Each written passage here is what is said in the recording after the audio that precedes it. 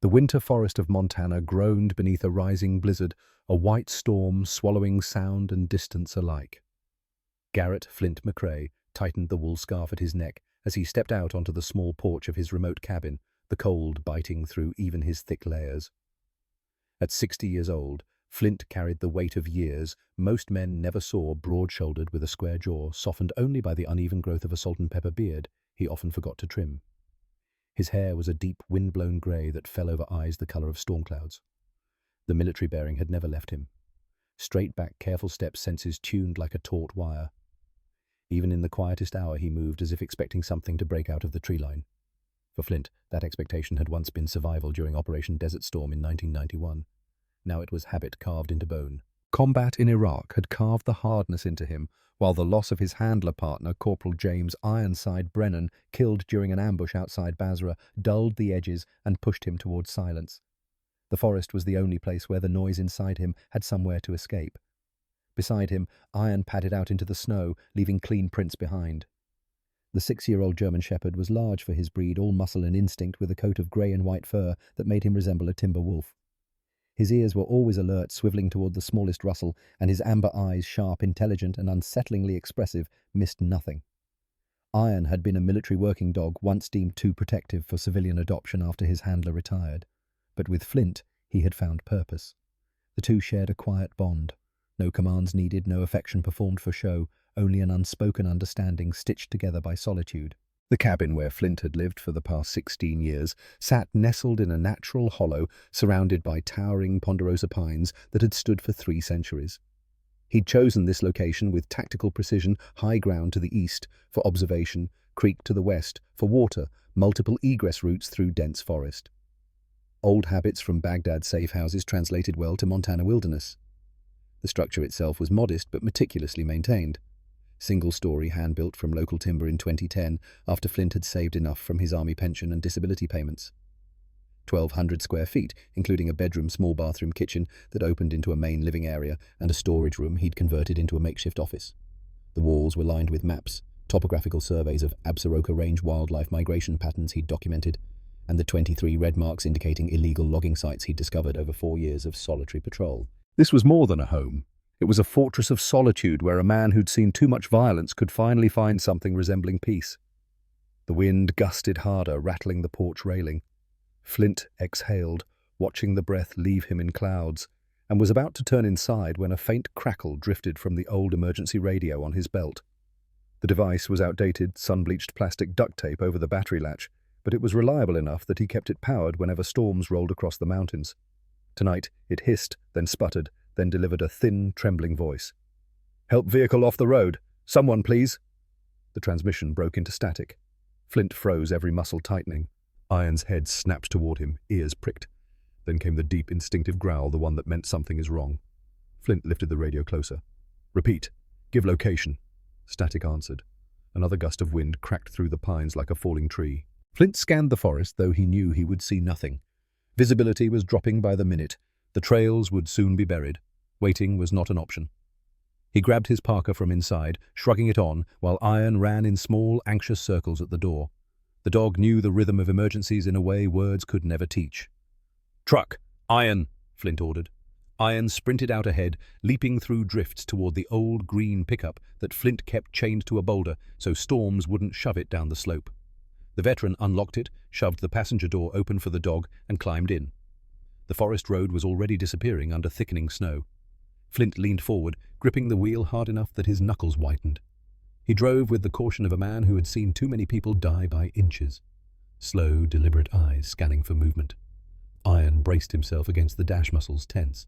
The thermometer on the dashboard read -18 Fahrenheit. At this temperature, a person stranded without shelter had maybe 2 hours before hypothermia became irreversible. Maybe less if they were injured or wet. Flint pushed the truck as fast as he dared, balancing speed against the very real risk of sliding off the narrow road into a ravine. After 15 agonizing minutes and another fading radio pulse, they reached the narrow path leading to an old logging road that few used anymore. The track had been abandoned in 2018 after environmental groups successfully sued to halt operations, leaving behind rutted earth and stumps like broken teeth. Flint knew it well. He'd documented the destruction here, photographed the erosion patterns, sent reports to every agency that might care. Most hadn't. There, illuminated in the whirl of snow and his truck's headlights, Flint spotted it, a dark Mercedes SUV, nose buried in a drift, one rear tire hanging frighteningly close to a cliff edge. The vehicle was expensive, current model year, absolutely wrong for this terrain and weather. The kind of SUV driven by people who thought four-wheel drive meant invincible. He slammed the truck into park. Iron leapt out first, barking once a sharp alert.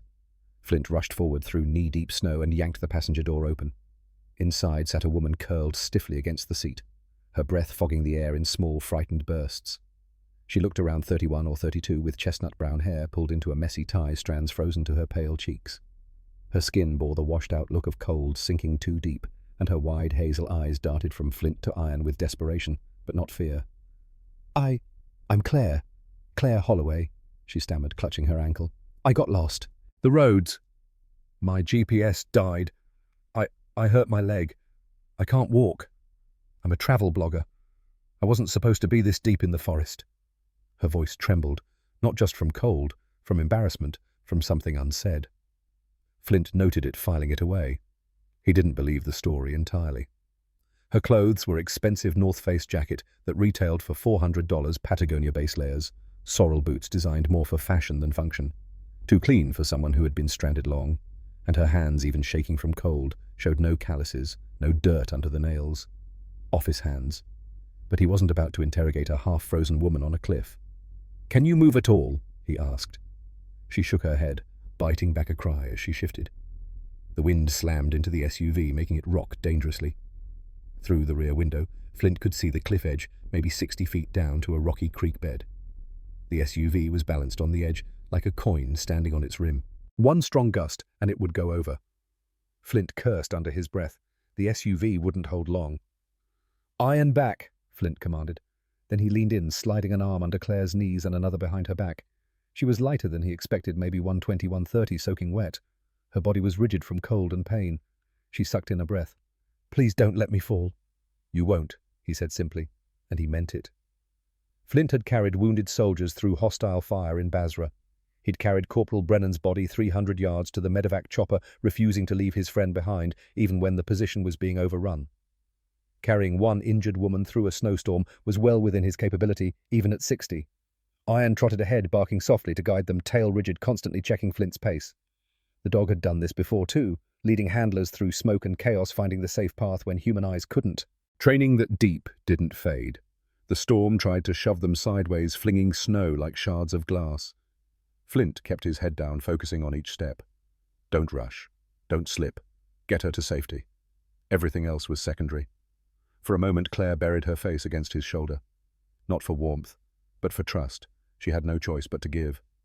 Flint could feel her shivering, the tremors running through her entire frame. Stage 1 hypothermia, maybe early stage 2. She needed heat-dry clothes, warm liquids, soon. By the time they reached the truck, the SUV behind them groaned, shifted and slid another inch toward the abyss. Claire turned her head weakly, watching fear prickling through her eyes. Flint didn't look back. Some sights didn't need confirmation. He'd learned that in Iraq, sometimes you had to keep moving forward and trust that what was behind you was already gone. He loaded her carefully into the cab, Iron climbing in after, with a protective rumble. The dog positioned himself between Claire and the door, body language clear. "She's packed now, I'm protecting her." Flint shut the door, braced himself against the wind, and began the careful drive back toward the only refuge for miles, the lonely cabin in the heart of the storm. The drive back took 20 minutes that felt like hours. The storm had intensified, visibility dropping to near zero. Flint navigated by memory and instinct, recognizing the shape of certain trees, the angle of specific slopes. He'd driven this route hundreds of times in all seasons and weather. The truck's heater blasted at maximum, but Claire was still shivering violently. "Stay with me," Flint said, glancing over. "What's your name again, Claire. Claire Holloway." Her teeth chattered. "Where are you from, Claire?" "Seattle. I write about travel. Small towns, scenic locations." The words came slowly, slurred slightly. Not good. "Wanted to see Montana in winter. For the blog." "Uh-huh. What's your blog called?" A pause. Too long. "Mountain Wanderer." Flint filed that away too. Hesitation usually meant deception, but hypothermia could also cause confusion, so he didn't push. Just kept her talking, kept her conscious. "Anybody know you're out here?" "My assistant, Margot. I was supposed to check in yesterday." "She'll be worried." Probably called the police already. Claire's eyes were closing. Hey, stay awake. Tell me about Seattle. What neighborhood? Capitol Hill. Small apartment. Too expensive. Her voice was fading. Claire, eyes open. We're almost there. Ian whined and nudged Claire's hand with his nose. The contact seemed to rouse her slightly. She managed to stroke the dog's head with numb fingers. Pretty dog, she murmured. His name's Ian. Military working dog, retired. He's saved more lives than most doctors. Good boy, Ian. The dog's tail thumped once against the seat. Finally, the cabin appeared through the snow like a sanctuary materializing from faith alone. Flint pulled as close to the porch as possible, killed the engine, and moved quickly. He came around to Claire's side, lifted her again. She'd stopped shivering now, which was actually worse, meant her body was giving up the fight to generate heat, and carried her inside. The storm deepened into a constant roar against the cabin's timber walls as Flint eased Claire into a sturdy wooden chair near the hearth. The heat from the cast-iron stove washed over them like a second life.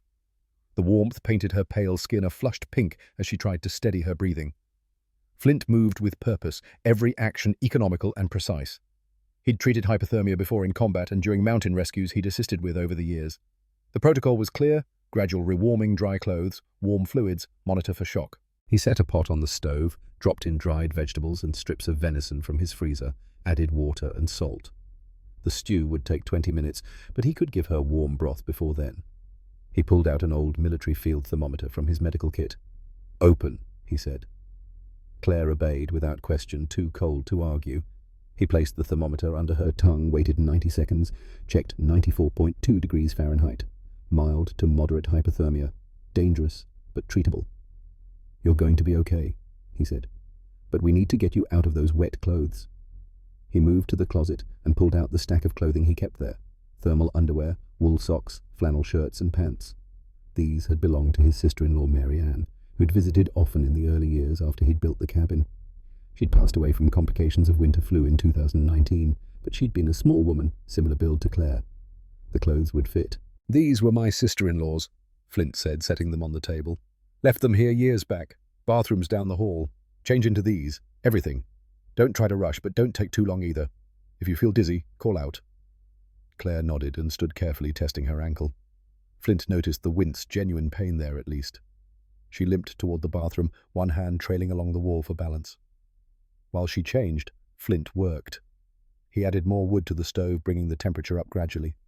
Pulled out 2 heavy blankets from the closet, set them near the fire to warm. Poured a mug of the broth that was starting to heat, tested it warm but not hot perfect. Checked the cabin's systems generator running at 70% capacity, plenty of fuel. Water pump working, windows sealed against the storm. Ian had positioned himself outside the bathroom door, standing guard. The dog's ears swiveled toward the sounds of Claire moving inside the rustle of fabric, the running of water, a small gasp that might have been pain or relief. 10 minutes later, Claire emerged wearing the borrowed clothes.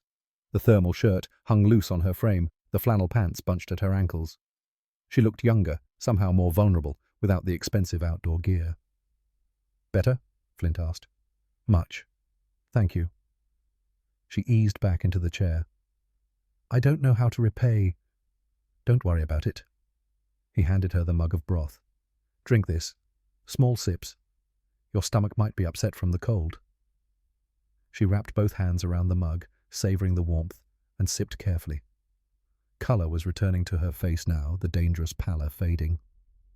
Flint returned to the stove and continued working on the stew. He moved through the small kitchen with practiced efficiency, chopping, stirring, seasoning by taste and long experience.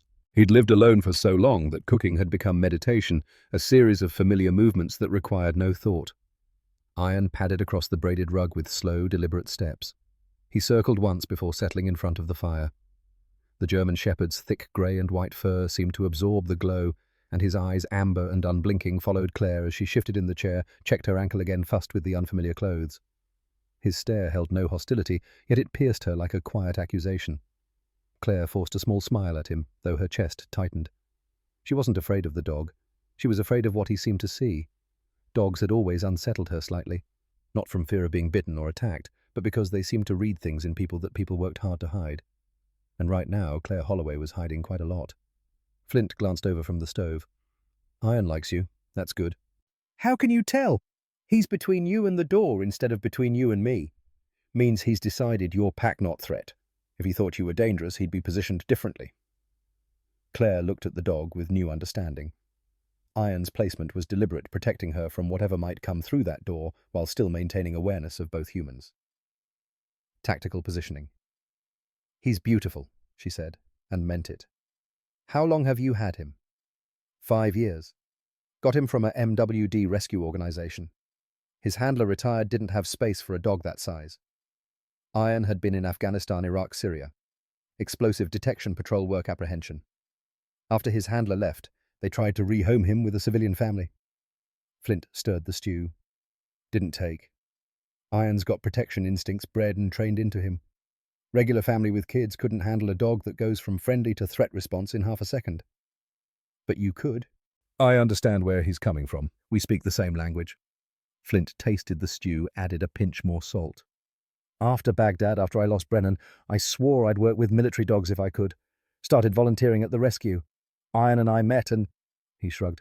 Just made sense. Claire studied Flint as he worked. His movements were economical, no wasted motion. Everything in the cabin had a place, and everything was in its place. Kitchen implements hung from hooks in order of frequency of use. Canned goods organized by type and expiration date. Wood stacked by the stove in a precise arrangement that maximized airflow and burn time. This was a man who'd spent decades in environments where disorder meant death. How long have you lived out here? She asked. Built the cabin in 2010, moved in permanently 2011. He ladled stew into 2 bowls, brought one to Claire with a spoon. Eat. You need calories. The stew tasted incredible, rich, savory complex. Venison cooked until tender root vegetables that had soaked up the broth herbs she couldn't identify, but tasted like the forest itself. This is amazing, Claire said between bites. Where'd you learn to cook like this? Necessity. Out here, you eat what you make, or you don't eat. Had to get good at it. Flint ate standing up, the way soldiers often did, ready to move at any moment. Supply run to town is 4 hours round trip in good weather. In winter, sometimes weeks between trips. Learning to cook with what you have isn't optional. You go to town that rarely. Once a month, usually. Stock up on what I can't hunt, grow, or forage. Otherwise, no real reason to go. Claire processed this. Once a month. That meant weeks at a time with no human contact except whatever came through on the radio. Just him, the dog, and the vast silence of the forest. Doesn't it get lonely? Flint considered this, chewing slowly. Lonely implies wanting something you don't have. I've got what I want. He gestured vaguely at the cabin, the forest beyond. Peace, quiet, purpose. Purpose? Protecting this forest, documenting the crimes committed against it, making sure someone remembers what's being lost. Claire's stomach clenched. She followed his gaze to the map on the wall, the one covered with 23 red marks. What are those? She asked, though she suspected she knew.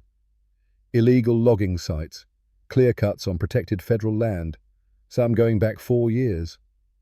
Flint's voice had gone flat, almost mechanical. Started noticing it in 2021. Trees disappearing where they shouldn't. Roads cut into areas marked as wilderness preservation. Contacted the Forest Service EPA senators, got nowhere. So you documented it yourself? Somebody had to. He moved to the map, pointed at various marks. This one, May 2022. 40 acres of old-growth ponderosa. This one, September, same year. 60 acres. They come in fast, strip it, leave. By the time anyone official shows up, the company's dissolved, the equipment's gone, and there's no one to prosecute. Claire set down her spoon. You know which company? Several. But one name keeps appearing in LLC registration's shell company paperwork. Flint's finger tapped the map. Holloway Timber Industries. Claire's breath caught. She managed to keep her expression neutral, but her heart was hammering. You know them? Flint asked, watching her carefully. I've heard the name. Big corporation, right? Big enough to have lawyers who make evidence disappear and politicians who look the other way. He turned from the map. Anyway, that's my purpose. Bear witness. Make sure when this is all over, someone knows what happened here. The conversation hung there, weighted with things unsaid. Claire forced herself to take another bite of stew, even though her appetite had vanished. Flint didn't press. He finished his own meal in silence, then collected the bowls and washed them in the kitchen sink. The domesticity of it was surreal, this weathered combat veteran doing dishes while a blizzard raged outside and a highly trained military dog dozed by the fire. Claire found herself studying the cabin more carefully now. What she'd initially taken for simple rustic living revealed itself as something more deliberate.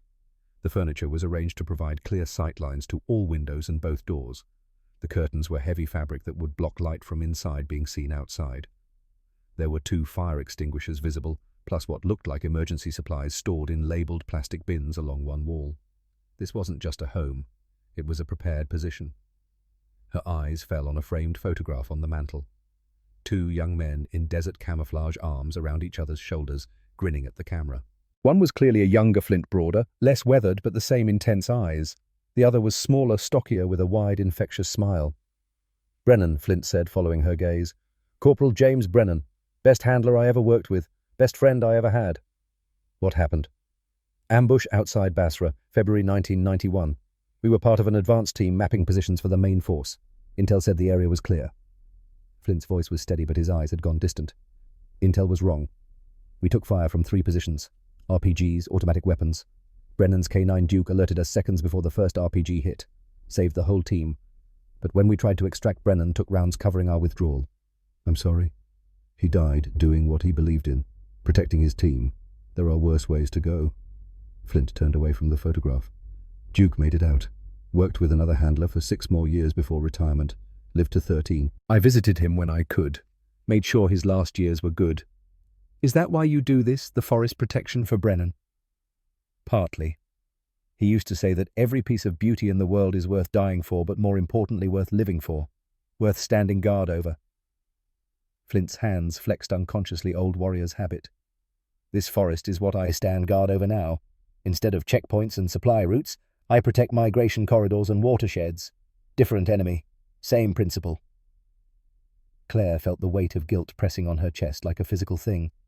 This man had dedicated years to protecting the very forest her father planned to destroy. And she was here under false pretenses, gathering the final pieces of intelligence needed to execute that destruction. Except that wasn't true anymore. Not entirely. She'd come here planning to map the terrain, confirm the GPS coordinates, file the final report that would greenlight her father's expansion. But somewhere between nearly dying on that cliff and watching this man build a wheelchair ramp in sub-zero temperatures for a stranger he'd never see again, something had shifted. Looking at those 23 red marks on the wall, 18 of which she knew for certain were her father's work, Claire felt something she hadn't experienced in years working for Holloway Timber Industries. Shame. Iron lifted his head suddenly, ears swiveling toward the door, a low rumble built in his chest. Flint moved immediately to the window, staying to the side of the frame. "What is it, boy?" Iron's growl deepened. His entire body had gone rigid, hackles raised. "Someone out there?" Claire asked, setting down her mug. Something spooked him. Flint scanned the darkness beyond the glass. The storm had intensified visibility near zero. Could be an animal. Elk sometimes shelter near the cabin during bad weather. But his hand had moved unconsciously to his hip, where Claire now noticed he wore a holstered pistol. Iron barked once, sharp and urgent, then moved to the door stance, aggressive. "Stay here," Flint ordered Claire. He grabbed a flashlight from beside the door, checked the pistol, a Sig Sauer P226, Claire's corporate security training recognized, and stepped out onto the porch. The cold hit him like a wall. Flint swept the flashlight beam across the clearing, the tree line looking for movement, for eyes reflecting back. Nothing. But Iron was still inside, barking, which meant the dog had heard or smelled something, even if Flint couldn't see it. He stepped off the porch boots, sinking into fresh powder. Walked the perimeter of the cabin, checking for tracks for disturbance in the snow. The storm made it difficult. Any tracks would fill in within minutes. Then he found it. On the northeast side of the cabin, partially buried by wind-blown snow tire tracks. Fresh, less than an hour old. A vehicle had been here close to the tree line engine, running long enough to melt the snow underneath before moving on. Flint's blood went cold. Someone had been watching the cabin. During the storm, while he'd been inside with Claire. He followed the tracks with his flashlight beam as far as he could see. They led back toward the old logging road, the same road where Claire had crashed. Coincidence? Flint didn't believe in coincidences. Not anymore. He returned to the cabin, shutting the door firmly behind him and throwing the deadbolt. Iron immediately came to him, pressing against his leg, seeking reassurance or offering it. Flint scratched the dog's ears absently, mind working through tactical problems. "What did you find?" Claire asked. Her face had gone pale again. "Tire tracks. Someone was here watching. Left maybe an hour ago." "Watching? Why would—" She stopped. Oh, God. You want to tell me what's really going on, Claire? She opened her mouth, closed it. Flint could see the calculation in her eyes, how much to admit, how much to conceal. There were men, she said finally, in the black Suburban, following me on the highway from Missoula. That's why I turned off onto the forest roads. I thought I could lose them in the back routes. And instead you crashed. Instead I crashed. She wrapped her arms around herself. When I got out of the SUV, I saw them stop on the ridge, just sitting there, not helping, just watching. You think they followed you here? I don't know. Maybe. But in this storm, she gestured at the window where snow lashed against the glass. How could they track? Flint was already moving to his desk, pulling out equipment. A handheld signal detector, basic but functional. He'd bought it years ago when he'd started documenting the illegal logging, wanted to make sure corporate security wasn't using electronic surveillance on him. He swept it over Claire's borrowed clothes first. Nothing. Then her laptop bag. The detector screamed. Flint pulled out the bag's contents methodically. Laptop, phone, wallet, papers. The signal was strongest near the bottom. He felt along the lining, found a small, hard lump sewn into the seam. He cut the stitching with his pocket knife. A GPS tracker fell into his palm. Commercial-grade, real-time transmission battery life measured in weeks. Claire stared at it in horror. I swear I didn't know. I believe you. Flint turned the device over in his hand. Question is, who put it there, and how long has it been transmitting? My father. Claire's voice was barely a whisper. It has to be. He's the only one who could. Your father. Victor Holloway, CEO of Holloway Timber Industries. The words came out in a rush, like a confession held too long. I'm not a travel blogger. I'm his chief environmental risk analyst. I came here to survey this forest because he's planning a major expansion, 2,100 acres, starting February 1st. Flint's expression didn't change, but something shifted in his eyes, a hardness that hadn't been there before. I see. But I'm not here to help him. Claire stood abruptly, wincing as her injured ankle protested. I'm here to stop him. I've been collecting evidence for 2 years. Every bribe, every forged permit, every shell company. I have documentation that could bring down the entire operation. I was coming here to get the final GPS coordinates so the FBI would have irrefutable proof of what he's planning. And your father found out. He must have. The tracker, the men following me. He knows I'm going to betray him. Flint crushed the GPS tracker under his boot heel. Well, he knew where you were. Now he doesn't. That won't stop him. He'll send more people. He has resources you can't imagine. Private security firms, lawyers, politicians. I don't care about his resources. Flint's voice was flat. This is federal land. He's got no authority here. And as of right now, you're under my protection. Why would you help me? I just admitted I work for the company that's been destroying your forest. You said you came here to stop it. That true? Yes. Then that's all I need to know. Flint moved to his gun safe, began pulling out additional weapons. The Remington 700 hunting rifle, a Mossberg 500 shotgun, boxes of ammunition. But we need to establish some ground rules. First, no more lies. I catch you in another one, you're out in the snow ankle or no ankle. Clear? Clear. Second, you do exactly what I say when I say it. I've got tactical experience, you don't. If things go bad, you follow orders without question. Understood? Good. He loaded the weapons methodically, muscle memory from 1,000 range sessions. Now tell me everything. Start with who your father is, what he's planning, and why he's willing to track his own daughter through a blizzard. Claire sat back down, and for the next hour, she told him everything. She explained how Victor Holloway had built his timber empire through a combination of legitimate business and systematic exploitation of regulatory loopholes. How he'd cultivated relationships with senators and Forest Service officials, greasing palms and calling in favors. How the Absaroka expansion was the capstone of a 15-year strategy to control timber harvesting across 4 states. She told him about her role originally hired to assess environmental risks and ensure the company stayed within legal boundaries. How over time she'd realized her risk assessments were being ignored or rewritten. How she'd started keeping copies of the original documents building a case. She described the moment she'd discovered the Absaroka plan. 2,100 acres of old-growth forest, including critical wildlife habitat, 3 protected watersheds, and land designated as wilderness preservation. The permits had been rushed through by Senator William Morrison of Montana, a man her father had paid $400,000 over 5 years. Morrison, Flint said quietly. Will Morrison. You know him. He's my cousin, Served together in the Gulf War. He saved my life." The words came out mechanical, emotionless. "I wrote him 6 months ago about illegal logging in this region. He told me the permits were legitimate, said I was being paranoid."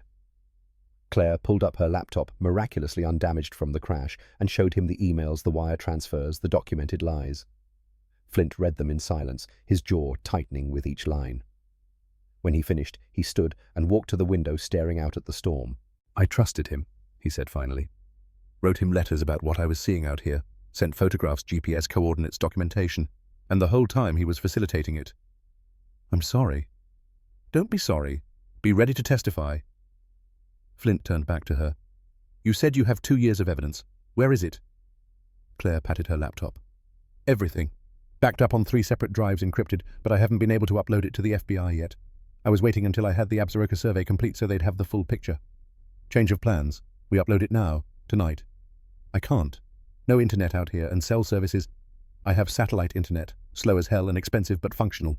We'll upload everything, send it to every alphabet agency you can think of, and make sure if something happens to you, the evidence still exists." Claire felt a surge of hope. "You do that? I've spent 4 years documenting these crimes with nothing but a camera and a notebook. You're offering me a chance to actually stop them." "Yes, I'll do that." He moved to set up the satellite connection while Claire organized her files. As she worked, she found herself watching Flint, the way he moved with quiet competence, the way Iron stayed close to him, the way this man who'd been betrayed by family was still willing to trust a stranger who'd lied to him. "Why?" she asked suddenly. Flint looked up from the satellite modem. "Why what? Why trust me? You barely know me. I work for your enemy. I lied about who I was. Why are you helping me?" He considered this, then shrugged. "Brennan used to say you can't judge people by where they start, only where they're heading. You started working for your father, but you're heading toward doing the right thing. That's what matters. It's not that simple. It really is." He got the connection established, nodded at her laptop. "Start uploading." And Claire, "Yeah, thank you for trying to stop this. I know what it costs to go against family." She nodded, throat tight, and began the upload. It took 3 hours to transfer all the files through the agonizingly slow satellite connection. 3 hours during which Claire organized the evidence into clear categories: financial crimes, bribery, environmental violations, conspiracy. 3 hours during which Flint stood watch, checking the perimeter cameras, monitoring the security system he'd installed years ago. Iron dozed by the fire, but even in sleep, his ears tracked every sound, ready to alert at the slightest anomaly. By 2:00 a.m., it was done. Copies of everything sent to the FBI, the EPA, the Montana Attorney General, the U.S. Attorney for Montana, and as insurance 3 major newspapers. "If something happens to me now," Claire said, closing her laptop, "the evidence still exists." "Nothing's going to happen to you." "You can't guarantee that. My father has—" "I said," Flint interrupted, his voice carrying quiet steel, "nothing's going to happen to you. Not while you're under this roof." Claire looked at him. This man who'd lost friends in combat, who'd been betrayed by family, who'd spent years alone in the wilderness trying to protect something beautiful from being destroyed. And she believed him. "You should get some rest," Flint said. "Take the bedroom. I'll stay out here with Iron." "I can't take your bed." "It's not a suggestion. You're injured, hypothermic, and exhausted. You need proper rest. Bed's through that door. Clean sheets, extra blankets in the closet if you need them." Claire wanted to argue, but recognized the futility. When Flint made a decision, it was clearly final. She stood, tested her ankle, genuinely sore now, the adrenaline having worn off, and limped toward the bedroom. At the door, she paused. "Flint." "Yeah. Thank you for everything, for saving me, for believing me, for helping me. I don't deserve any of it." "Probably not," he agreed. "But that's never been the point. Get some sleep." She closed the door behind her. Flint waited until he heard the bed creak, then moved to his desk and pulled out a detailed topographical map of the region. If Victor Holloway was going to send people, and Flint had no doubt that they'd come from one of 3 directions: the main forest road from the north, the old logging road from the west, or the fire service road from the southeast. He marked each approach, calculated response times, identified choke points and defensive positions. Then he made a list of supplies: ammunition, food, medical gear, fuel for the generator. Iron came and sat beside him, resting his heavy head on Flint's thigh. "Yeah, buddy," Flint murmured, scratching the dog's ears. I know. We're in it now. Iron's tail thumped once against the floor. Flint pulled out his satellite phone, separate from the internet connection dedicated voice line, and dialed a number he hadn't used in 15 years. It rang 4 times before a woman-answered voice, groggy with sleep. This better be good. It's 2 in the morning. Mac, it's Flint. A pause. Then, Garrett McCrae. Holy shit. Where are you? What's wrong? Montana. My cabin. And I've got a situation. Special Agent Rebecca Mackenzie was instantly alert professional. Talk to me. I've got a corporate whistleblower who just uploaded evidence of major federal crimes to your tip line. Bribery, fraud, environmental violations, conspiracy. Her father runs Holloway Timber Industries, and he's sent people to retrieve her. They were watching my cabin tonight. Jesus, is she safe? For now, but they'll be back. You need extraction. No, I need you to confirm the evidence upload and start an investigation immediately. If we wait, people disappear, records get destroyed. The window for action is now. I'll need to verify. Check your tip line. Everything's there. Financial records, recorded conversations, documentation going back 2 years. It's airtight. Another pause. Flint, what you're describing could take down a Fortune 500 company and possibly a US senator. That's going to make a lot of powerful people very nervous. I know. Which means the whistleblower is at extreme risk, and anyone protecting her. I know that too. How secure is your position? Flint looked around the cabin. Single-story log construction, good sight lines, but not fortified. Windows, multiple entry points. Defensible in the short term, vulnerable if besieged. Secure enough. For a while. FBI can have a team there in 6 hours. Maybe less. 6 hours is a long time. It's the best I can do. Nearest field office is Missoula, and they'll need to mobilize. Flint, can you hold for 6 hours? He thought about the weapons, the ammunition, irons, training, his own experience. 6 hours against professional contractors who might or might not come. I can hold. Do not engage unless absolutely necessary. You're 60 years old, not 25. Wait for backup. Roger that. Flint. Yeah. It's good to hear your voice. Even under these circumstances. Same, Mac. Same. He ended the call and checked his watch. 2:47 a.m. 6 hours would put FBI arrival around 9 in the morning. Dawn was at 7:30. That meant an hour and a half of darkness, then full daylight. If Victor's people were smart, they'd come before dawn. Under cover of darkness, when Flint's sight lines were compromised and thermal imaging gave them the advantage, he needed to prepare. Flint spent the next hour fortifying the cabin. He moved furniture to create barricades at windows, stacked firewood against the door to slow forced entry, set up improvised alarms, empty cans on strings, tripwires made from fishing line pressure sensors borrowed from his wildlife monitoring equipment. He positioned extra magazines within reach, checked every weapon, laid out medical supplies. If someone got shot himself, Claire an attacker, he needed to be ready for field treatment.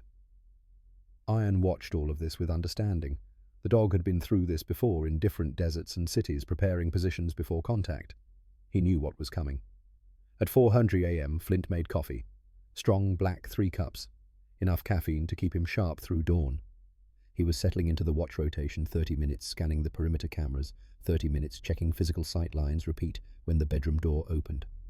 Claire emerged, wearing the borrowed clothes, hair disheveled from sleep. Can't sleep. Shouldn't you be resting? Every time I close my eyes, I see my father's face, or those men in the Suburban, or your cousin's name on the bribery documents. She moved to the kitchen, poured herself coffee without asking.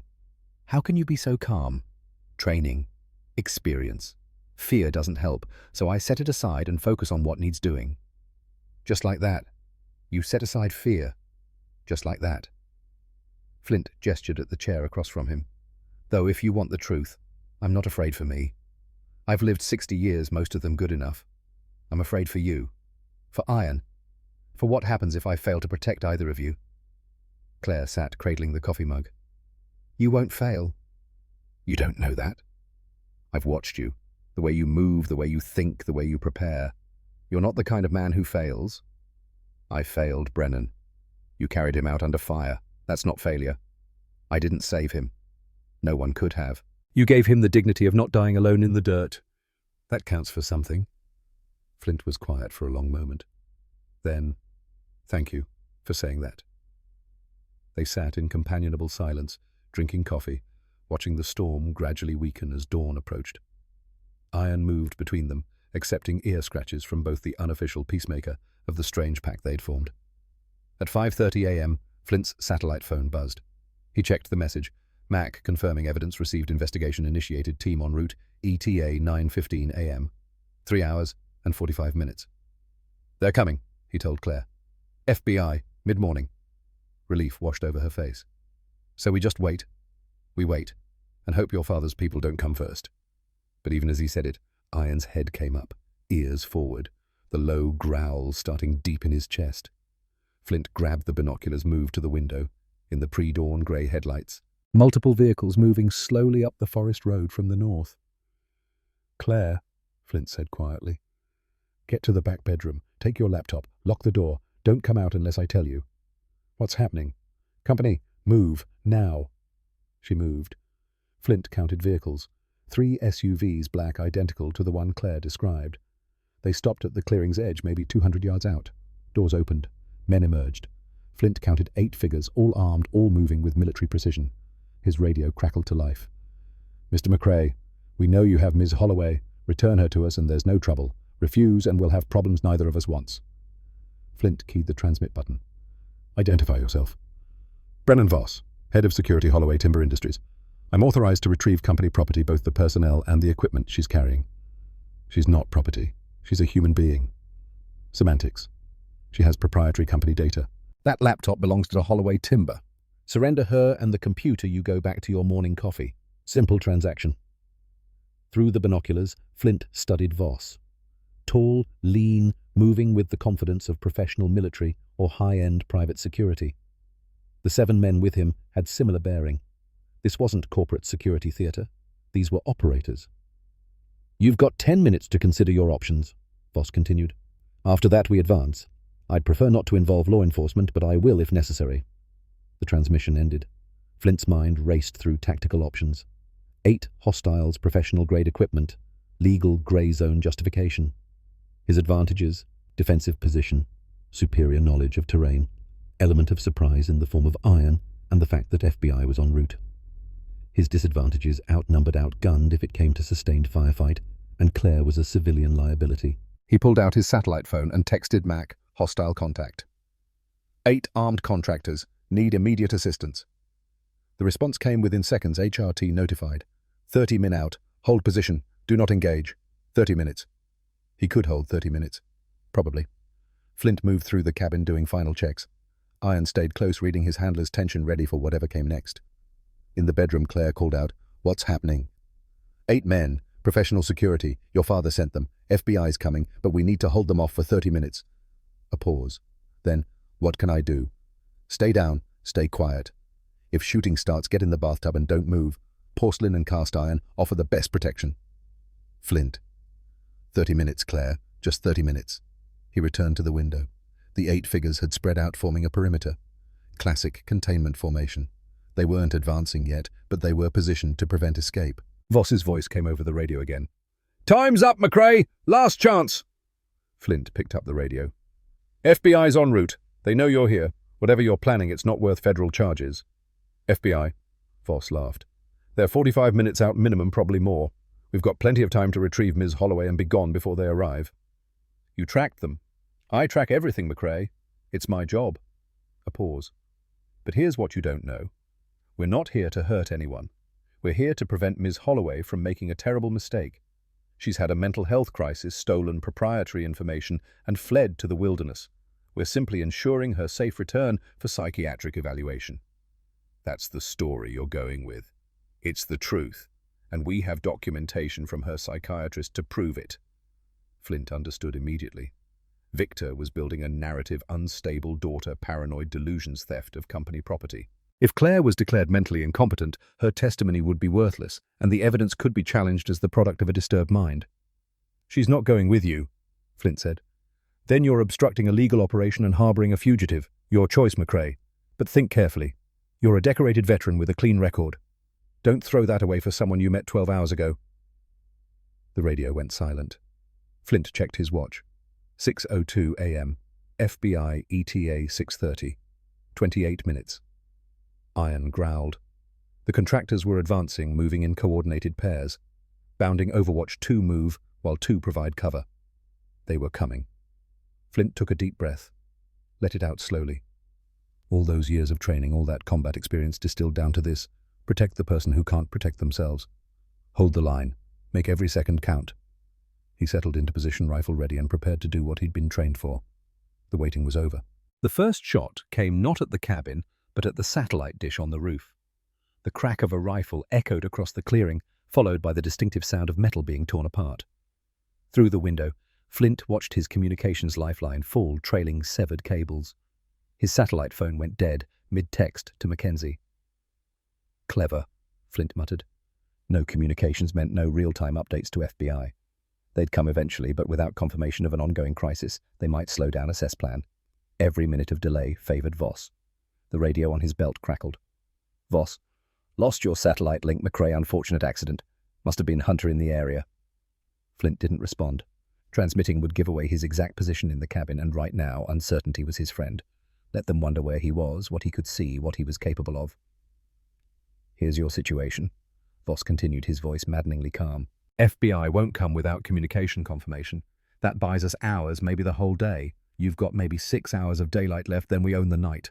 Thermal optics, night vision, numerical superiority. When darkness falls, this ends badly for you. Iron's growl deepened, his entire body vibrating with barely contained aggression. The dog could sense the threat tightening around them like a noose. Last offer, Voss said. Send out Ms. Holloway and the laptop. You keep your life, your cabin, your dog. Everyone walks away. Otherwise, we come in. Flint moved to the back bedroom, knocked twice.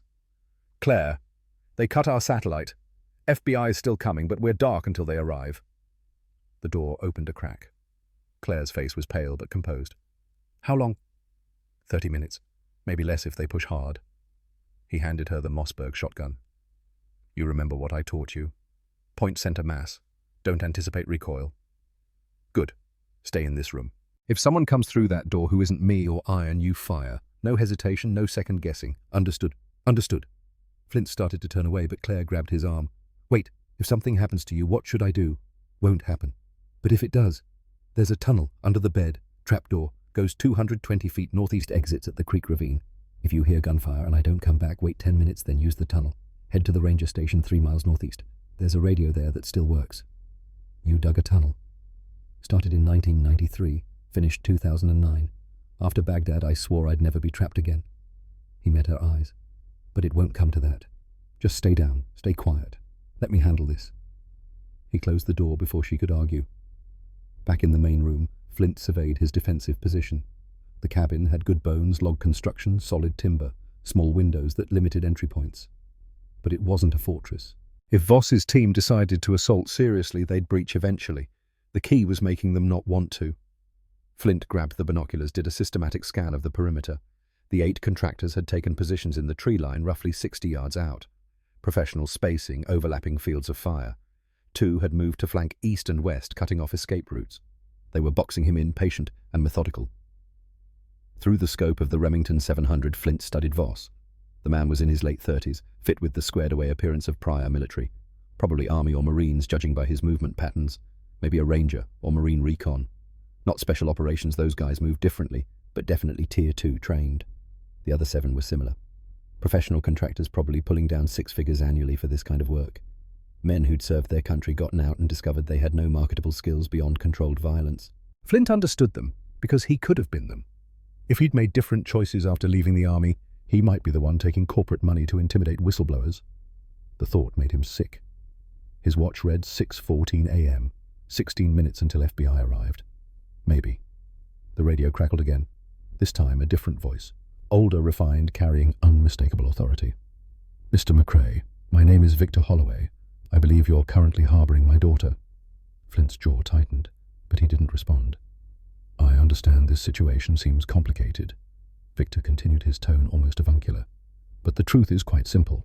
Claire is unwell. She's been under psychiatric care for paranoid delusions related to work stress. Her doctor, Dr. Patterson, has been treating her for 6 months. I have documentation. Flint knew manipulation when he heard it. The detail about 6 months was meant to sound specific, credible. The doctor's name was there to give it weight.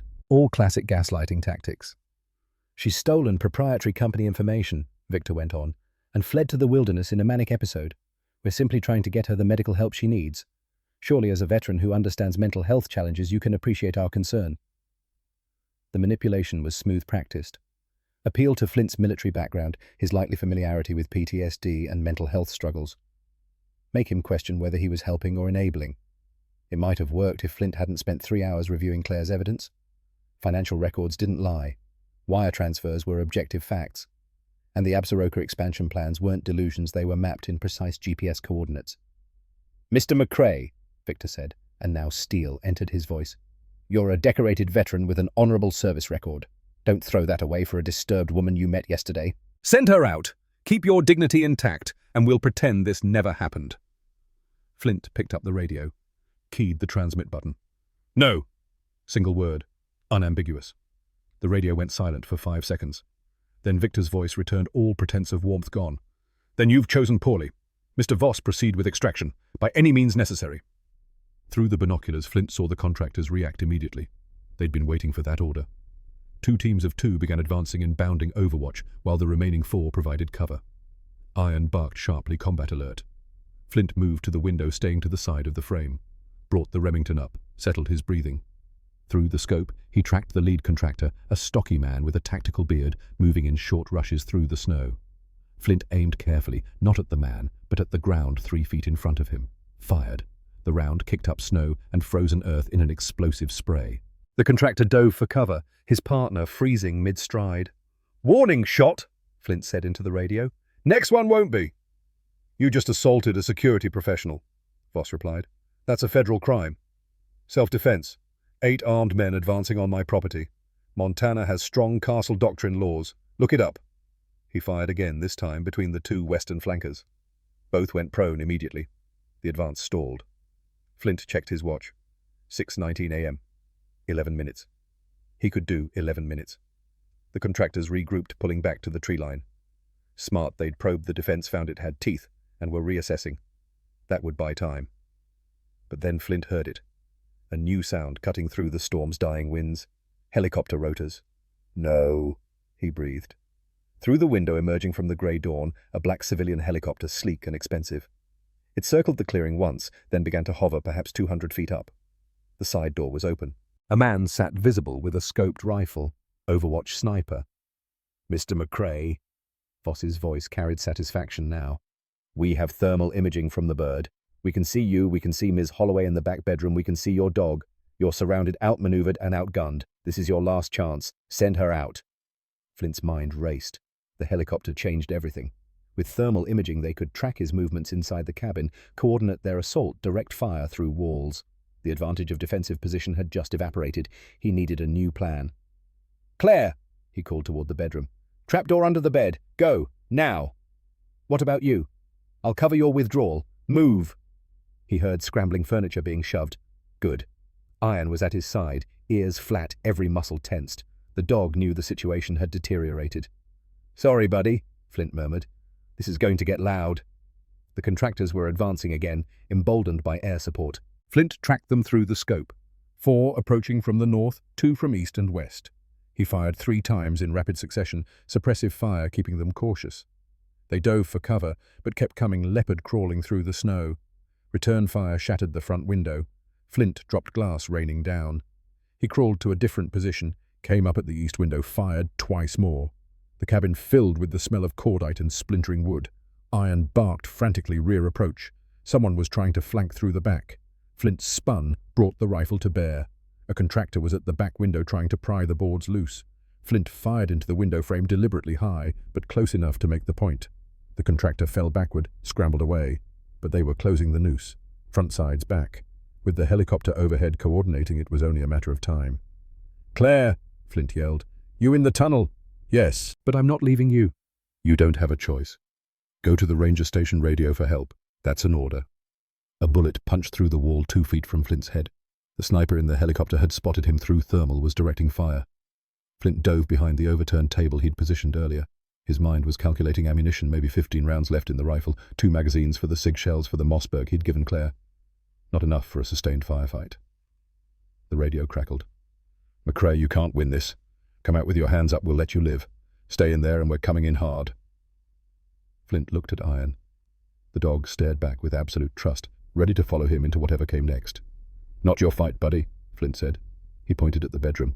"Claire, guard, go." Iron whined, reluctant. "Go." The dog obeyed, reluctantly padding toward the bedroom, toward the tunnel, toward safety. Flint was alone. He checked his watch.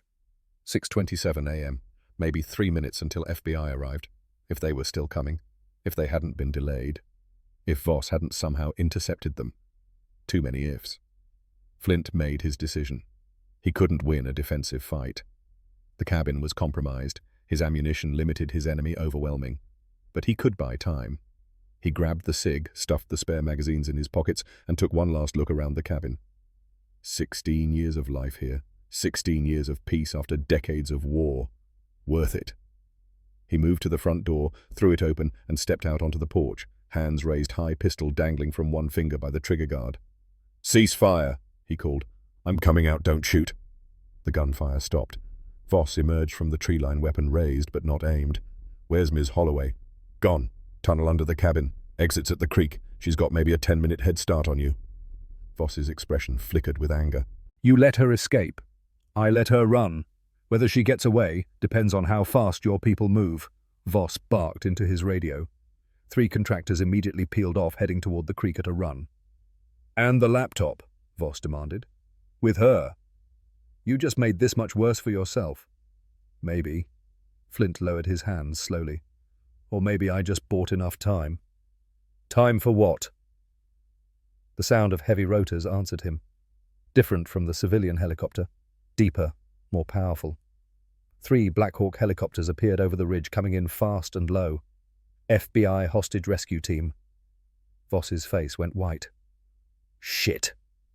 The Black Hawks descended like vengeance, wrapped in rotor wash, flattening the snow in violent spirals. Before they'd fully touched down, operators in full tactical gear were fast roping to the ground. Flint counted 16 HRT personnel moving with fluid, lethal precision. "Federal agents!" a voice boomed from a loudspeaker. "Drop your weapons!" "Hands on your heads, now!" Voss and his contractors froze. The calculation was instant fight the FBI and go to prison forever, or surrender and maybe walk on a technicality. Weapons dropped. Hands went up. The team leader, a compact woman in her 40s, approached Flint directly. "Garrett McCrae." "That's me." "Special Agent Kim Reeves, HRT. You all right?" "I'm fine, but the package is in the wind. She's heading northeast through a tunnel system coming up at the creek ravine. 3 hostiles pursuing." "Already on it." Reeves spoke into her radio. "Alpha team, pursue northeast vector, 3 targets chasing a civilian female. Secure the package, detain pursuers." She turned back to Flint. "Your cabin?" "Mine. They shot my satellite dish, tried to breach. I held them off until you arrived." Reeves looked at the shattered windows, the bullet holes, the tactical defensive positions Flint had created. A thin smile crossed her face. "Hell of a stand, McCrae." For a 60-year-old retired soldier. 61 in March. Even more impressive. Around them, FBI operators were zip-tying the contractors, reading them rights, confiscating weapons. Voss stood silent, jaw clenched, knowing his lucrative security career had just ended. "Where's your dog?" Reeves asked. "Sent him with Claire, through the tunnel. He's protecting her." "Smart," Reeves's radio crackled. "Alpha team package secured. Civilian female safe, pursued subjects in custody. 1 MWD providing protection. Very good boy, request dog treats." Despite everything, Flint smiled. "You hear that?" Reeves said. "Your dog's a hero. He's had practice." Another Black Hawk landed, this one carrying additional personnel. A familiar figure emerged, Special Agent Rebecca Mackenzie, older than Flint remembered, but unmistakable. "Mac," Flint called. She strode over, shook her head in disbelief. 15 years of silence, then you call me at 2 a.m. with a corporate conspiracy and a hostage situation. You don't do anything halfway, do you? Didn't seem worth the call for anything less. Your whistleblower. Safe, in your people's hands. And the evidence? Uploaded hours ago. Check your tip line. Should be waiting. Mackenzie pulled out her phone, scrolled, her eyes widening. Jesus, this is a RICO case. Major fraud, bribery, environmental crimes. McCrae, you just handed us the biggest corporate takedown in a decade. Claire handed it to you. I just provided tactical support. Tactical support? Mackenzie laughed. Is that what we're calling holding off 8 contractors and a helicopter gunship until the cavalry arrived? Seemed like the polite term. They stood in the clearing as dawn broke, fully turning the snow from grey to gold. FBI operators were systematically documenting the scene, photographing evidence, securing the perimeter. One approached Reeves, holding something. "Ma'am found this in Subject Voss's vehicle. Encrypted radio frequency hopping. Sophisticated gear. Bag it. All of it." The operator moved off. Reeves turned to Flint. "We're going to need your statement. Full debrief. Probably take most of the day." "Understood. And we'll need to secure your cabin as a crime scene. You'll need alternate accommodation." Flint looked at the structure he'd built with his own hands, now bullet-scarred and violated. "How long?" "Week, maybe 2. We'll try to expedite. I've got a tent and a sleeping bag. I've lived in worse. The Bureau can provide. I'll camp. On my property, if that's acceptable." Reeves studied him, this man who'd held an impossible position against impossible odds, who'd sent a stranger to safety while staying behind to face the consequences, who wanted nothing more than to remain on the land he'd sworn to protect. "That's acceptable," she said quietly. "We'll make sure you have what you need." The remainder of the day passed in a blur of official procedure. Flint gave his statement 3 times, once to Reeves, once to Mackenzie, once to a federal prosecutor who'd been helicoptered in from Missoula. He walked them through everything, finding Claire, discovering the tracker, the evidence upload, Voss's assault, the defensive stand. Claire gave her statement separately somewhere in a mobile command unit the FBI had erected in the clearing. Flint saw her twice, once when she emerged briefly for air, her eyes finding his across the chaos, and holding for a long moment that contained more gratitude than words could express. Once when Iron bounded over to Flint, tail wagging, before returning to Claire's side like he couldn't quite decide who needed protecting more. By evening, most of the FBI presence had withdrawn. Reeves left a 2-person security detail. "Just until we're certain there are no secondary threats," she explained, and promised to return the next day to coordinate further. Flint set up his tent on the east side of the clearing within sight of the cabin, but far enough away to let the forensics team work. Basic 4-season mountaineering shelter. Nothing fancy, but it would keep him dry and reasonably warm. As he was arranging his sleeping bag, footsteps crunched through snow behind him. Claire escorted by one of the FBI agents. 5 minutes, the agent said, stepping back to provide privacy while maintaining security. "Hey," Claire said. "Hey yourself. You okay?" "Physically, yes. Mentally." She laughed, a little wild around the edges. "I just watched my father order men to assault a federal officer. I'm going to be testifying against him in court, and I owe my life to a man I lied to within hours of meeting him." "You didn't lie. You omitted. Different thing." "That's generous. It's accurate." Flint finished with the sleeping bag, turned to face her fully. "What happens now?" "For you. FBI wants me in protective custody until the trial. They're worried about retaliation, intimidation. I'll be moved to a secure location, probably in D.C. Could be months before the case goes to court." "Makes sense. What about you?" Flint gestured at the tent, the forest, the mountains beyond. "Same as always. Wait for them to finish with my cabin move back and continue documenting what happens here. The logging hasn't stopped just because your father got arrested." "Actually, it has. At least for Holloway Timber. The company's been placed in receivership pending investigation. All operations suspended. Every active site across 4 states shut down immediately." Claire's eyes were bright with something that might have been tears or triumph. "You did it, Flint. You actually stopped them." "We did it. Without your evidence, this was just one angry veteran with a camera. Without your protection, I'd be in a psychiatric facility being declared incompetent." They stood in the gathering darkness, aware of the FBI agent waiting nearby, aware this might be the last time they saw each other for months. "Iron," Claire said suddenly. I mean, would it be okay if I said goodbye? He'd never forgive me if you didn't." Flint called the dog over. Iron came immediately, tail wagging, moving between both of them like he had all day, unable or unwilling to choose. Claire knelt in the snow, wrapping her arms around the shepherd's thick neck. "You saved my life, buddy, multiple times. Thank you. Thank you so much." Iron leaned into her tail, going still, just accepting the affection with the Grace dog somehow always managed. When Claire stood, she was definitely crying. She didn't try to hide it. "When this is over," she said to Flint, "when the trial's done and the company's dissolved and I can actually build the life I want instead of the one my father planned, I'm coming back. Back here. Montana needs environmental protection organizations that actually care about preservation instead of profit.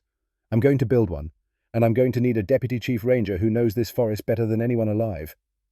Flint raised an eyebrow. "That a job offer? That's a promise.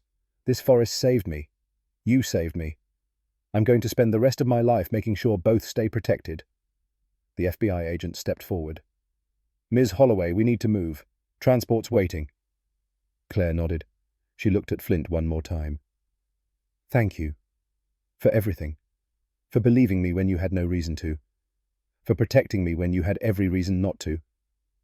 You were trying to do the right thing. That's all the reason I needed. She started to turn, stopped. The ramp. The wooden ramp you built. I saw it before they took me to the command center. What about it?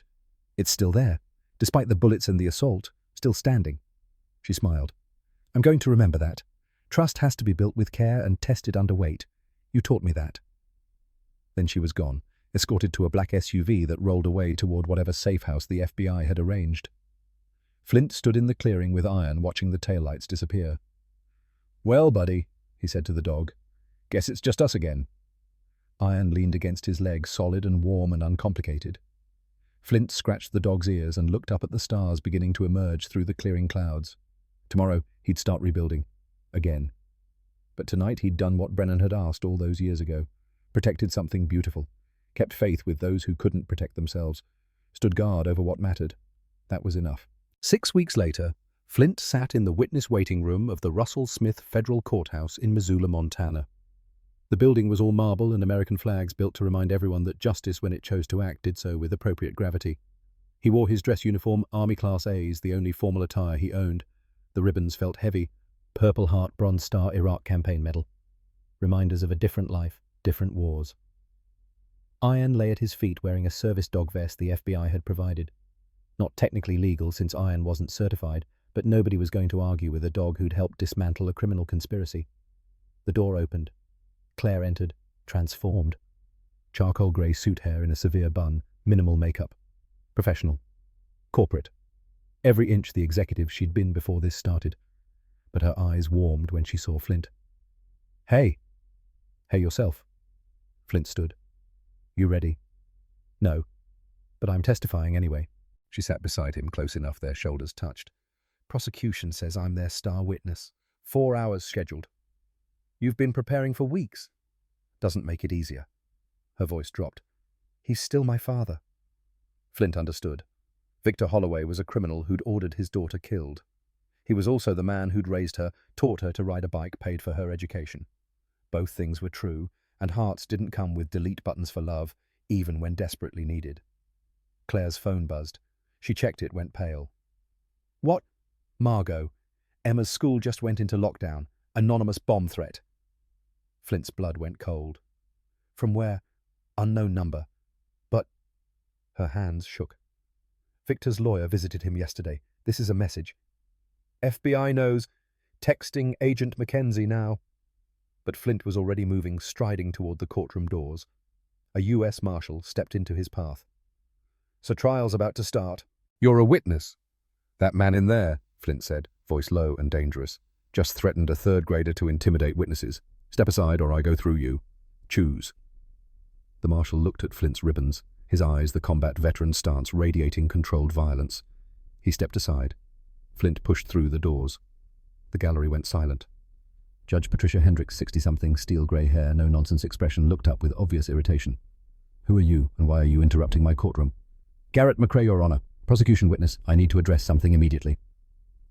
Victor Holloway sat at the defense table, flanked by 3 lawyers in expensive suits. He'd lost weight in custody, orange jumpsuit hanging loose, but his eyes were sharp, calculating. He smiled when he saw Flint. Mr. McCrae, Judge Hendricks said, you're out of order. Sit down or I'll hold you in contempt. Then hold me in contempt. But first, the court needs to know that 15 minutes ago, Emma Brennan's elementary school received a bomb threat. Emma is 8 years old. Her mother, Margot Brennan, is testifying against the defendant today. This is witness intimidation during an active trial. The courtroom erupted. The judge's gavel cracked like a gunshot. Order, Marshal, verify this claim immediately. A security officer spoke into his radio, listened, went pale. Your Honor, confirmed. Madison Elementary, Seattle. Full lockdown bomb squad en route. FBI on scene. Judge Hendricks turned to Victor with an expression that could shatter granite. Mr. Holloway, did you authorize any contact regarding witnesses or their families? Victor's lead attorney, Marcus Webb, 50 years of courtroom experience, stood smoothly. Your Honor, my client has been in federal custody for 6 weeks. He couldn't possibly have orchestrated. Your client? Judge Hendricks' interrupted voice like a blade. Had a visitor yesterday. Robert Keating from your firm. What was discussed during that conversation? Webb's practice neutrality cracked. Attorney-client privilege prevents, does not extend to ongoing criminal conspiracy. Threatening a child during trial qualifies. The judge leaned forward. Mr. Keating is being detained by federal marshals as we speak. He'll invoke privilege when FBI questions him about conspiracy to intimidate witnesses. Shock rippled through the gallery. Claire's hand found Flint's, squeezed hard. Mr. Holloway, under oath, did you have any knowledge, direct or indirect, about the threat made against Madison Elementary this morning? Victor met the judge's eyes. 10 seconds of silence. Then he smiled. Not nervous, not guilty. The smile of a man who'd calculated every angle. Your Honor, I'm a father. I understand protecting children. Which is why I find it tragic that certain individuals, his eyes flicked to Claire to Margot in the gallery, would put children at risk through reckless decisions about loyalty. That's not an answer. It's the only answer I'm giving. Victor's voice was soft, almost gentle. Because what can you do? Add another charge, I'm facing 28 years. I'm 64. The math says I die in prison regardless. So threats of additional consequences? He shrugged. Meaningless. You're confessing. I'm confessing nothing. Merely observing that people who betray their families often discover loyalty works both ways. When you abandon your blood, don't be surprised if the world becomes dangerous. For everyone you care about. The courtroom exploded again. Judge Hendricks hammered her gavel. Claire stood trembling with rage. You son of a bitch! Miss Holloway, sit down, the judge ordered. But Claire didn't sit. She walked forward past the bar, straight toward her father. Marshals moved to intercept, but something in her expression made them hesitate. She stopped 3 feet from Victor. You want to know what I learned from you, Dad? Her voice was steady, cold. I learned that people with nothing left to lose become the most dangerous people in the room. You taught me that. Victor's smile flickered. So here's what happens now, Claire continued. Every asset you hid in offshore accounts, I know where they are. Every shell company, every fake charity you used to launder money documented. FBI doesn't have those files yet, but if anything happens to Margot Emma Garrett, anyone I care about, they upload automatically. Your comfortable white-collar prison becomes international racketeering. You're bluffing, Victor said, but uncertainty crept into his voice. Test me. Claire leaned closer. You gambled on me staying quiet because I'm your daughter. You lost. Don't make another bet. She turned and walked back. The silence was absolute. Judge Hendricks spoke carefully. Mr. Holloway, would you like to reconsider your statement? Victor's jaw worked, calculations visible behind his eyes. Finally, I know people make regrettable decisions when scared. Perhaps Ms. Brennan should reconsider her testimony, for her daughter's sake. The admission hung like a noose. Marshal, Judge Hendricks said quietly, arrest Mr. Holloway for witness tampering, terroristic threats and conspiracy. Bail revoked. Immediate federal custody. This trial continues in his absence if necessary. As they dragged him away, Victor locked eyes with Claire one last time. No words.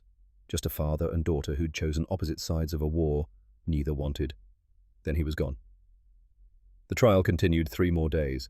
Without Victor's intimidation, witnesses testified freely. Margot Brennan's testimony, backed by thousands of internal emails, would have convicted him alone. Claire's testimony sealed it. 6 hours on the stand, methodically walking the jury through every crime, every forged document, every bribe. Her voice never wavered. When defense tried to break her with questions about family loyalty, she looked them dead in the eye. My loyalty is to the law. My father taught me that, then forgot. I'm just remembering for both of us. The jury deliberated 90 minutes. Guilty. All 47 counts. Judge Hendricks sentenced him 3 weeks later. 28 years on original charges. Witness intimidation added 10 more. Victor Holloway would be 84 before eligible for parole. He never spoke to Claire again. 9 months later. Spring came to Absaroka Range like a promise kept. Snow melted into rushing creeks, wildflowers exploded across meadows, and the forest sang with returning birds. Flint stood at the clearing's edge, watching construction workers apply finishing touches to the new cabin. Not a replacement, he'd been clear. Something new.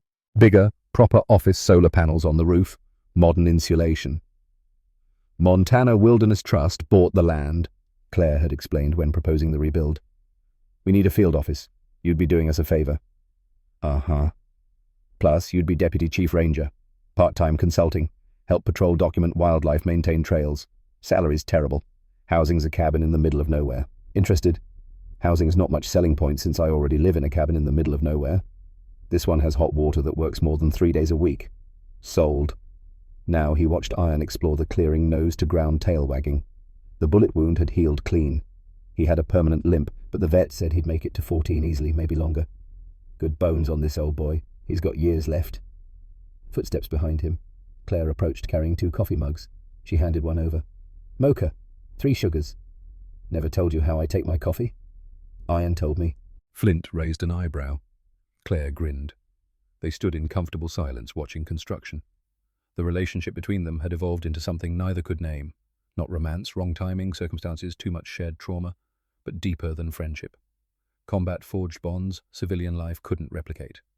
3 days after the trial ended, a package had arrived at Flint's temporary housing.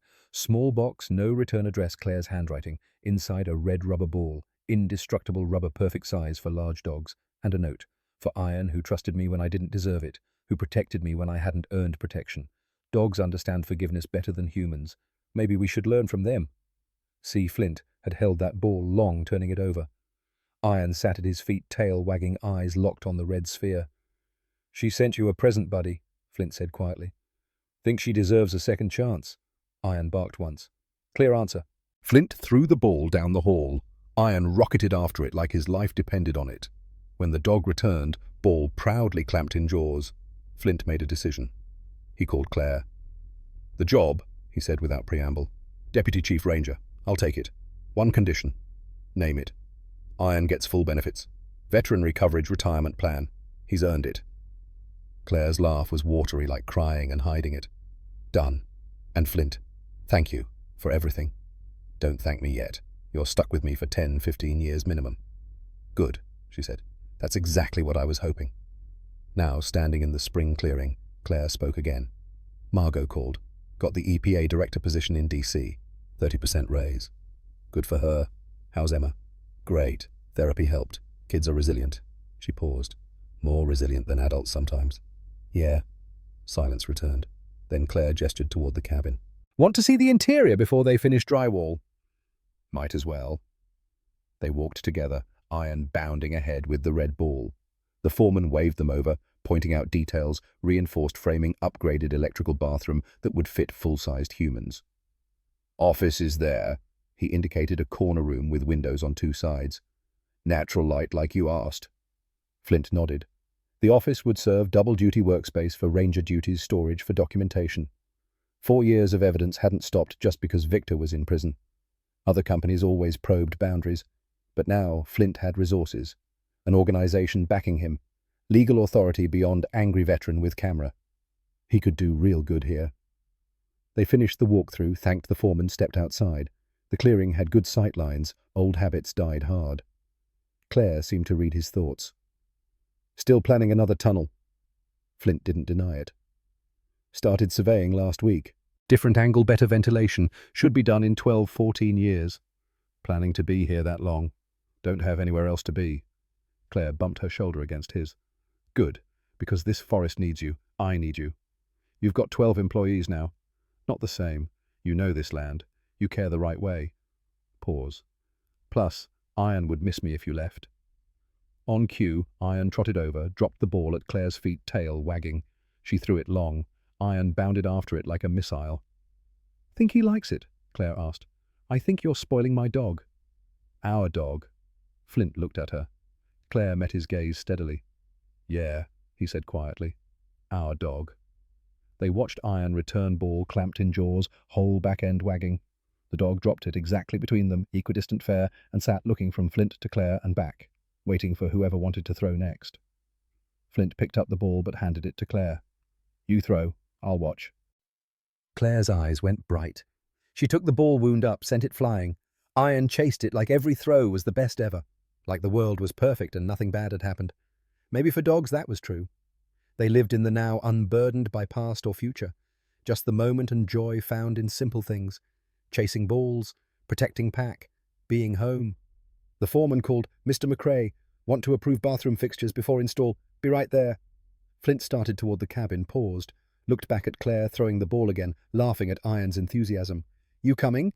Claire smiled. Yeah, I'm coming. They walked together. Iron bounded between them, ball in mouth, eternal optimist who'd chosen both and refused to pick favorites. Above the Montana sky stretched endless and blue. The forest extended in every direction, protected by federal designation, legal firepower, and people who gave a damn. 17,000 acres where trees would grow, old wolves would hunt elk, would raise calves without chainsaws, destroying their world. And in the middle, 3 souls who'd found each other in a blizzard and decided to stay. One veteran who'd learned to trust again. One whistleblower who'd found her courage. One dog who'd always known they belonged together. The path ahead was uncertain. Rebuilding would take time. Healing would take longer. But for the first time in decades, Garrett Flint McRae looked at the future and didn't see another war to survive. He saw home, and that was enough. The Absaroka Beartooth Wilderness now encompasses 1.1 million acres of protected land in Montana. Iron retired from active duty at age 7. He lived to 14, passing peacefully in his sleep. Garrett Flint McRae continues as Deputy Chief Ranger of the James Brennan Memorial Wilderness. He is 61 years old. Claire Holloway serves as Executive Director of the Montana Wilderness Trust, protecting over 2.3 million acres across 4 states. Victor Holloway is serving his sentence at FCI, Sheridan, Oregon. His earliest release date is 2051. He will be 89. Brennan Voss and 3 contractors were apprehended after 36 hours in the Montana wilderness. All pled guilty to conspiracy and assault. Senator William Morrison resigned, cooperated with prosecutors, served 18 months in minimum security, and is barred from public office. Margot Brennan and her daughter Emma are safe and thriving in Washington, D.C. The wooden ramp Flint built still sits on Claire's office porch. A plaque reads, "Trust like this ramp must be built with care and tested under weight." James Ironside Brennan, U.S. Army, died February 26, 1991, near Basra, Iraq. He was 24. The trail named in his honor opened May 15, 2026. His family attended the dedication. Sometimes the greatest battles aren't fought with weapons, but with courage, evidence, and one loyal dog who refused to let anyone break.